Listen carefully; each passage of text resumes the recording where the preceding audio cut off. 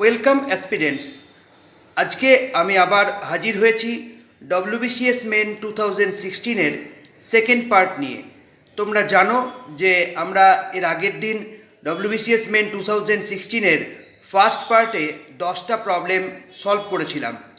আজকে আমরা আরও 12টি প্রবলেম সলভ করব। তাহলে চলো আমরা শুরু করি। Question number 11. The compound interest on rupees 2000 for 2 years at 8% per annum is, আমাকে 2000 টাকার 2 বছরে 8% সুদের হারে, বার্ষিক সুদের হারে কম্পাউন্ড ইন্টারেস্ট মানে জটিল সুদ নির্ণয় করতে হবে। তো তোমরা ফর্মুলা জানো, কম্পাউন্ড ইন্টারেস্টের ফর্মুলা হচ্ছে P into 1+r/100 whole to the power n minus P. Actually P into 1+r/100 whole to the power n এটা হচ্ছে অ্যাকচুয়ালি সমূল চক্রবৃদ্ধি। পি মানে প্রিন্সিপাল, আর মানে রেট অফ ইন্টারেস্ট, এন হচ্ছে টাইম। তাহলে সমূল চক্রবৃদ্ধি থেকে যখন পি বাদ দিলাম মানে আসলটা বাদ দিলাম মানে মূলধন বাদ দিলাম, তাহলে সেটা কম্পাউন্ড ইন্টারেস্ট। এবার আমি ভ্যালুগুলো বসিয়ে দিচ্ছি। পি হচ্ছে 2000, আর হচ্ছে 8, এন হচ্ছে 2। তাহলে 2000 into 1+8/100 whole square minus 2000। Actually দেখো 1+8/100 আমরা যদি লসাগু করি তাহলে হবে 108/100। তাহলে 108/100 কবার আছে না, দুবার আছে। তাহলে 2000 ইন্টু 108/100 ইন্টু 108/100 ক্যালকুলেট করলাম। আমরা দুটো করে শূন্য কেটেছি আর একটা শূন্য কেটেছি, তাহলে ওটা হয়ে গেল 2332.80 মাইনাস 2000, দ্যাট ইজ 332.80। আমরা ফর্মুলা মুখস্থ করলেই প্রবলেমটা সলভ করতে পারবো। তারপরের যে প্রবলেমটা দেখো, the rational number lying between 1/4 and 3/4 আর। অ্যাকচুয়ালি দেখো 1/4 মানে 0.25 আর 3/4 মানে হচ্ছে 0.75। তাহলে 0.25 আর 0.75 এর মাঝে যে রেশনাল নাম্বারসগুলো আছে সেগুলো কোনগুলো? তো আমি ইচ্ছা করে অপশনগুলো তুলে দিয়েছি, কারণ উইদাউট অপশন আমি অঙ্কটা করতে পারবো না। প্রথম যে অপশনটা আছে দেখো 9/40 31/41। তো আমরা 9/40, 9কে 40 দিয়ে ভাগ করে দেখলাম ওই যে 0.25 আর 0.75 যে রেঞ্জটা, সেই রেঞ্জের বাইরে গেছে। আবার দেখো ডিটার দিকে যদি তাকাই তাহলে দেখো 2 নম্বরে যেটা আছে 752/1000, আমরা যদি ডিভাইড করি তাহলে ওটা হবে 0.752। তাহলে দেখো সেটা 0.75-এর থেকে বেশি। আবার দেখো 3 নম্বরে 264/350, এটাও যদি আমি ডিভাইড করি দেখা যাবে রেঞ্জের বাইরে যাচ্ছে। তাহলে আমাকে খুঁজে নিতে হবে কোন রেশনাল নাম্বার দুটো 0.25 থেকে 0.75-এর মধ্যে থাকছে, সেটা আমাকে খুঁজতে হবে। সেটা খুঁজতে গেলে তোমাদেরকে কিন্তু ভাগ করে করে দেখতে হবে। কিছুটা বাই ইন্সপেকশন বুঝতে পারবে, যেমন ডিটা খুব সহজে বোঝা যাচ্ছে কারণ হরে তোমাদের 1000 আছে, খুব সহজে বোঝা যাবে বি এরটা, বোঝা যাবে এ এরটা। এবার তাহলে উত্তরটা হচ্ছে সি এরটা। তোমাদেরকে কিন্তু ভাগ করেই দেখতে হবে। এবার আসছি কোশ্চেন নাম্বার 13, সহজ অঙ্ক। 77 plus 1/7 whole square minus 77 minus 1/7 whole square. মানে যদি আমি 77কে এ আর 1/7কে বি ভাবি, তাহলে ফর্মুলাটা এমন আসছে a plus B whole square minus a minus B whole square. তো আমরা জানি তার ফর্মুলা হচ্ছে 4ab। তাহলে 4 ইন্টু 77 ইন্টু 1/77, 77 যদি ক্যান্সেল হয় তাহলে অ্যান্সার হচ্ছে 4। সহজে করতে পারলাম। Question number 14, by what least number must 21600 must be multiplied to make it a perfect cube. 21600 একে কত দিয়ে, সব থেকে ছোট কত সংখ্যা দিয়ে গুণ করলে এটা একটা পারফেক্ট কিউব হবে? তো দেখো আমি কি করেছি, 21600 তাকে লিখেছি 216 ইন্টু 100। নিশ্চয়ই এটা বুঝতে পেরেছ।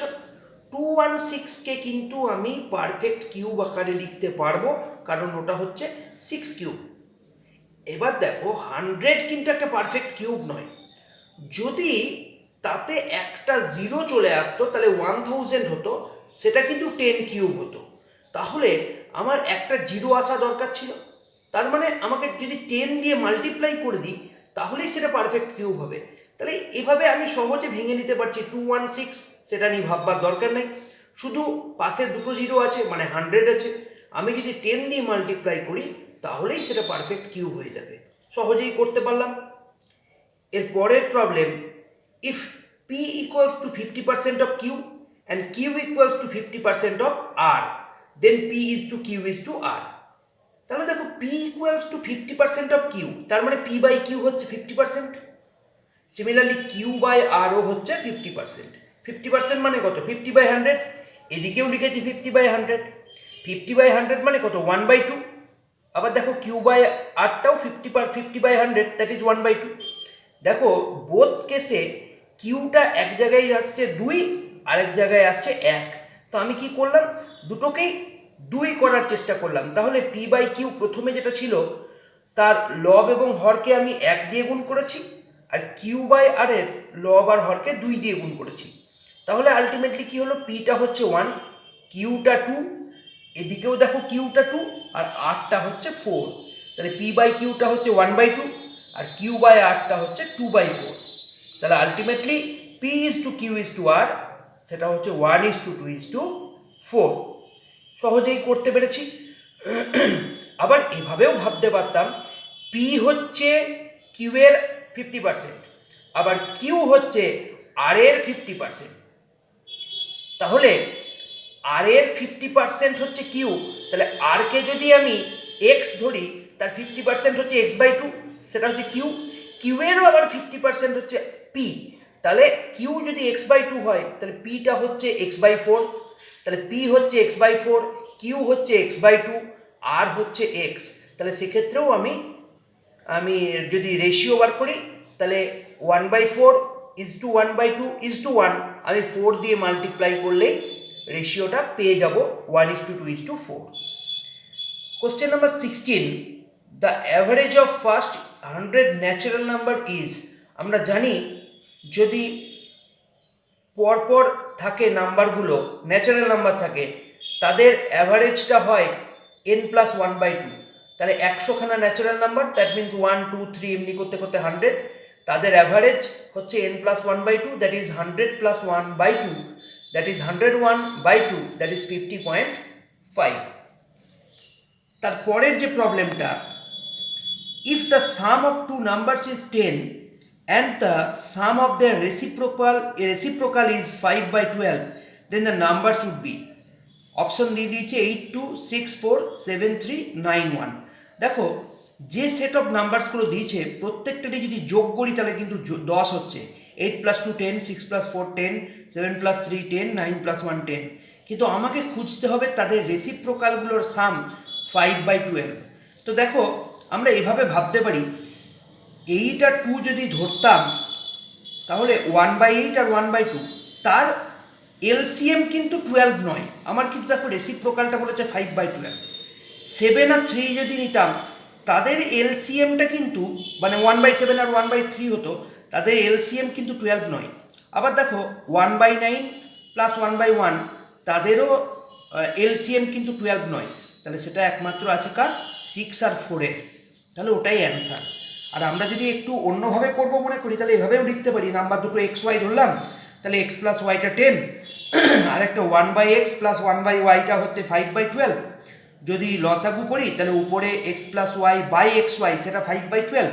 কিন্তু দেখো x + yটা 10 বলেছে, তাহলে x + y/xy সেটা 5/12। আমি লব আর হরকে 2 দিয়ে গুণ করলাম, তাহলে 10/24 হলো। তাহলে দেখো x + yটা 10 ঠিকঠাক মিলে গেছে। তাহলে xyটা 24। কোন xy গুণ করলে 24 হয় সেটা আমরা অপশন দেখেও খুঁজে নিতে পারবো। তাহলে তোমরা যেটা সহজ মনে হবে সেভাবেই তোমরা করার চেষ্টা করবে। আমি আরও 6টা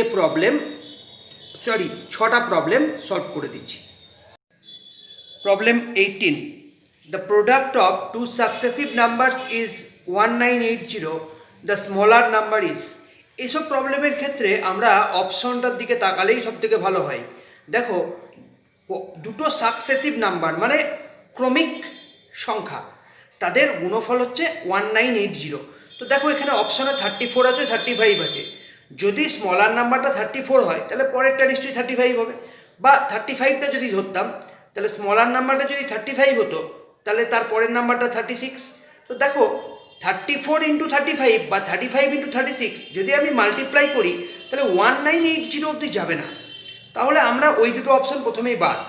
এবার 44 আর 45 দেখা যাক, তাহলে 44-এর সঙ্গে 45 গুণ করলে 1980 আমরা পাবো কি না সেটা যদি দেখে নিতে পারি। সেটা যদি না হতো তাহলে 45-এর সঙ্গে 46 গুণ করে দেখে নিতাম, তাহলেই বুঝতে পারতাম স্মলার নাম্বারটা কত। এটা খুব সহজেই করে নেওয়া যাবে, বাই ইন্সপেকশন আমাদের 34 আর 35 বাদ চলে যাচ্ছে। তারপরে দেখো 19 নাম্বারের যে প্রবলেমটা, 4/5 of a certain number is 64, half of the number is 4/5 of a certain number। তাহলে একটা সার্টেন নাম্বারের 4/5 যদি 64 হয় তাহলে অ্যাকচুয়াল নাম্বারটা কত? 64 ইন্টু 5/4, 64 ইন্টু 5/4। তার হাফ কত? তাহলে ইন্টু 1/2।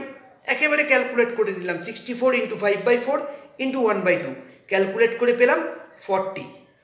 তার পরের যে প্রবলেমটা, হুইচ ইজ গ্রেটার, √2 তার মানে স্কোয়ার রুট অফ 2 তার or cube root of 3। Very very important problem. এই ধরনের প্রবলেম থাকলে কি করে করব? √2 ইকুয়ালস টু 2^2 আর কিউব রুট অফ 3 মানে হচ্ছে 3^1/3। এই দুটোর মধ্যে কোনটা গ্রেটার? মনে রেখো, যখন পাওয়ারটা ভগ্নাংশে থাকবে তখন পাওয়ারের যেটা হর তার হরটাকে সমান করতে হবে। তাহলে দেখো 2^1/2, 3^1/3, 2^1/2, 1/2 এর হর কত? 2, আর 3^1/3 তাহলে 1/3 এর হর কত? 3। 2 আর 3 তার এলসিএম কত? লসাগু কত? 6।